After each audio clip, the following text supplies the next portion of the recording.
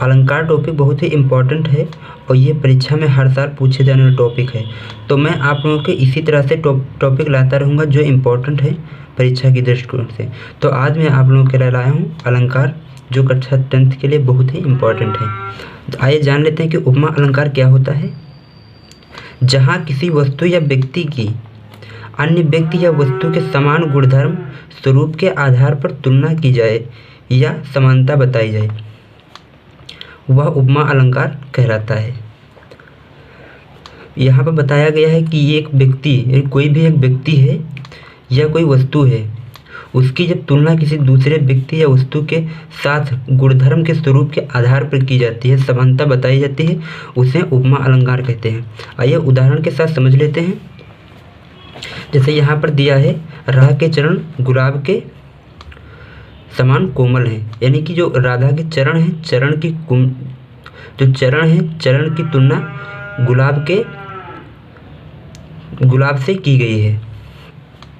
जैसे यहाँ पर दिया है, हरिपद कोमल कमल से, यानी जो भगवान हैं, भगवान के पद यानी कि पैर कमल के समान कोमल है। तो यहाँ पर तुलना की गई है एक वस्तु की दूसरे वस्तु के साथ, यानी राधा जो चरण हैं, चरण की गुलाब के साथ तुलना की गई है और भगवान के जो चरण हैं उनकी कमल से तुलना की गई कि उसके समान कोमल है। देखो उपमेय क्या होता है, जिसकी समानता बताई जाती है, यानी कि यहाँ पर किसकी समानता बताई गई है, तो यहाँ पर समानता बताई गई है राधा की।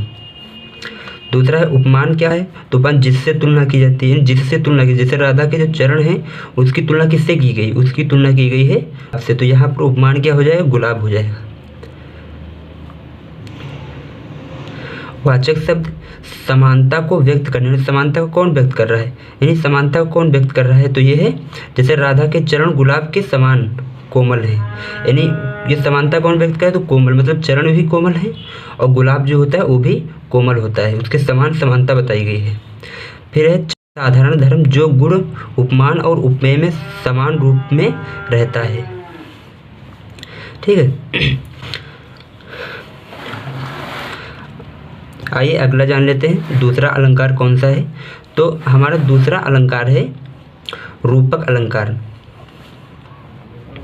रूपक अलंकार है, इसमें बताया गया है जहाँ पर उपमेय में उपमान का भेद रहित, ये समझिएगा यहाँ पर, मतलब जहाँ उपमेय में उपमान का भेद रहित आरोप किया जाता है वह रूपक अलंकार कहलाता है। जैसे यहाँ पर उदाहरण के साथ समझिएगा, चरण कमल बंदोहर राई। यहाँ पर उदाहरण में बताया गया है कि चरण कमल बंदोहर राई, यानी चरण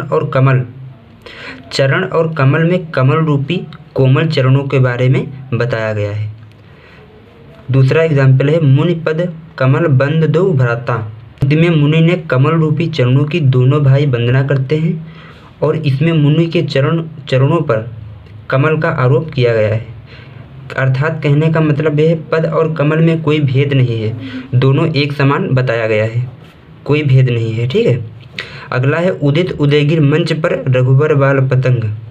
तो ये जो एग्जाम्पल हैं आप लिख सकते हैं, बहुत ही इजी हैं, इसमें से कोई भी एक लिख सकते हैं। आइए अगला अलंकार जान लेते हैं। अगला अलंकार है हमारा उत्प्रेक्षा अलंकार, जहाँ उपमेय में उपमान की संभावना की जाए, यानी जहाँ पर उपमेय में उपमान की संभावना की जाए वह क्या होता है, उत्प्रेक्षा अलंकार होता है। आइए उदाहरण के साथ समझते हैं। पुलक प्रकट करती है धरती हरित तृणों की नोकों से, मानो झूम रहे हैं तरु भी मंद पवन के झोंकों से। ये एग्जाम्पल बहुत ही इजी है और इसे भी आप लिख सकते हैं, अदरवाइज इसमें और एग्जाम्पल दिए हैं, कोई भी एग्जाम्पल आप एक लिख सकते हैं।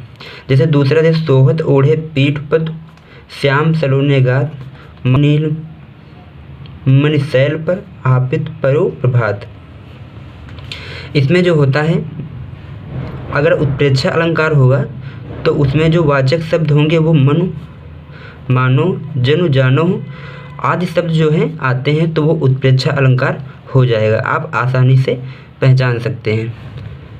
तो आशा करता हूँ दोस्तों आप लोगों को वीडियो अच्छा लगा होगा, और यदि कोई डाउट है तो उसके लिए आप कमेंट में पूछ सकते हैं, और चैनल पर नए हैं चैनल को सब्सक्राइब कर लीजिए और बेल आइकन को प्रेस कर दीजिए। मैं आप लोगों के लिए इसी तरह से इम्पोर्टेंट वीडियो और लाता रहूँगा हर सब्जेक्ट के।